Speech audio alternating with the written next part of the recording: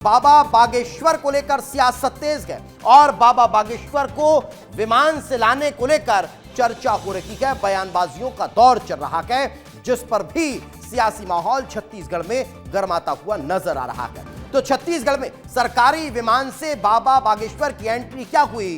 कड़कड़ाती ठंड में राज्य की राजनीति का सियासी पारा हाई हो गया। कथावाचक धीरेन्द्र कृष्ण शास्त्री को लेकर बीजेपी और कांग्रेस के नेताओं में जुबानी जंग शुरू हो चुकी है। दरअसल इन दिनों भिलाई में धीरेन्द्र कृष्ण शास्त्री की कथा चल रही है। 25 दिसंबर को कथा की शुरुआत से पहले बाबा को सतना लेने के लिए राज्य सरकार का चार्टर प्लेन भेजा गया था, जिसे लेकर की पूरा विवाद गर्माता नजर आ रहा है। इसे लेकर कांग्रेस ने सवाल खड़े किए थे तो डिप्टी सीएम विजय शर्मा ने साफ कहा कि जब बाबा धीरेन्द्र शास्त्री छत्तीसगढ़ आना चाहेंगे तो छत्तीसगढ़ की जनता और हम सरकार के लोग उन्हें अपने कंधों पर, अपनी पलकों पर बैठा कर लाएंगे। वहीं पीसीसी चीफ दीपक बैज ने पलटवार करते हुए कहा कि गृह मंत्री को पहले कानून व्यवस्था पर ध्यान देना चाहिए।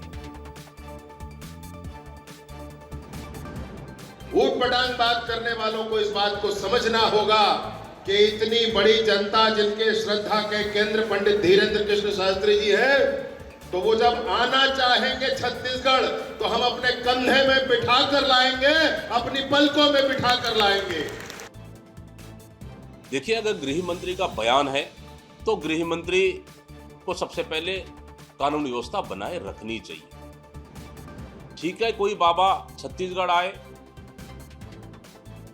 हमें कोई आपत्ति नहीं है, लेकिन क्या सरकारी जहाज से जनता की गाड़ी कमाई का पैसा, सरकारी जहाज से बाबाओं को आने और ले जाने का ठेका इस सरकार ने दे रखा है क्या?